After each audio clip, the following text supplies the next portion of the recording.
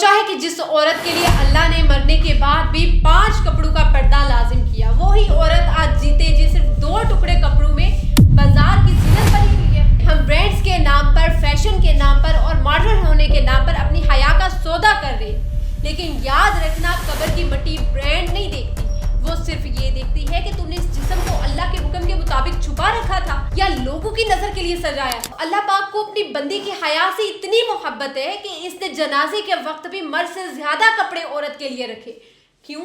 ताकि गुस्ल देते वक्त, कंधा देते वक्त और कब्र में उतारते वक्त इसका एक आंच जिस्म भी गैर मर्द की नजर ना पड़े। आज हम इसी जिस्म की नुमाइश बाजारों में, मॉल्स में और सोशल मीडिया पर खुद कर रहे होते हैं।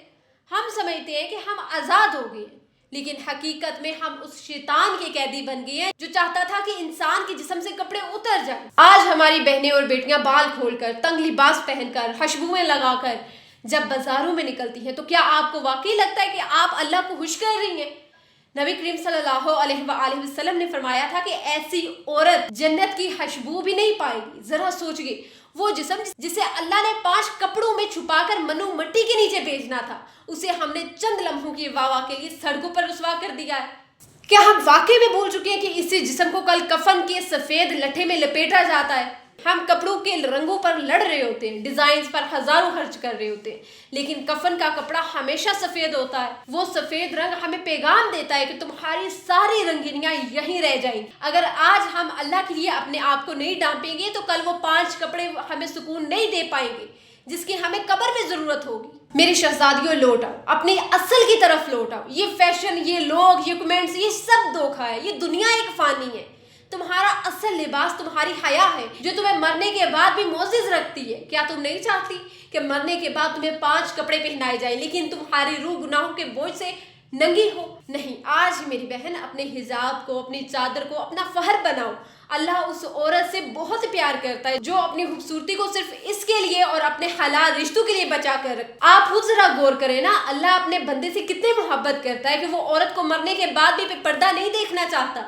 वो सीना बंद और सर बंद जो इजाफी रखे गए हैं, वो इसलिए रखे गए हैं कि कब्र में उतारते वक्त भी औरत के जिस्म के वो हिस्से जो पर्दे के तालिब हैं वो छुपे रहे।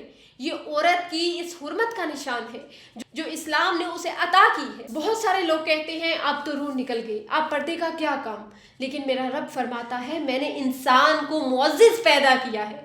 औरत की हया इतनी कीमती है कि अल्लाह उसे जनाजे की भीड़ में और मिट्टी के नीचे भी छुपा कर रखना चाहता है। ये 5 कपड़े दरअसल इस बात का ऐलान है ना कि ये औरत किसी की मलकियत या किसी की नुमाइश की चीज नहीं थी, बल्कि ये रब की एक ऐसी अमानत थी जिसका पर्दा फरिश्ते भी बरकरार रखते हैं। मेरी प्यारी बहनों, कल हमने इसी सफेद कपड़े में लेटा होना, मर्द हो तो 3 कपड़े, औरत हो तो 5 कपड़े। क्या इन कपड़ों में कोई जेब है? नहीं। क्या इन पर कोई ब्रांड का लेबल है? नहीं।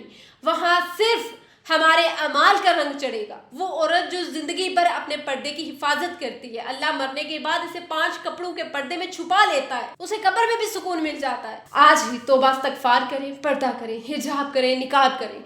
आज ही अपने लिबास और अपने इखलाक पर गौर करें। क्या हमारा आज का लिबास हमें इस सफ़ेद कफन के लिए तैयार कर रहा है? अल्लाह हमें अपनी हया और अपने ईमान की हिफाजत करने की तौफीक अता फरमाए। याद रखिएगा, कफन में जेब नहीं होती, वहां सिर्फ नेकियों का सिक्का चलता है। कब्र का सफर तन्हा है और वहां सिर्फ वो लिबास काम आएगा जो अल्लाह की रजा के लिए पहना गया था। बाजारों की रौनक बनने के बजाय जन्नत की शहजादी बनने की कोशिश करें। अल्लाह हमें हया वाली जिंदगी और बाहया मौत अता फरमाए। आमीन।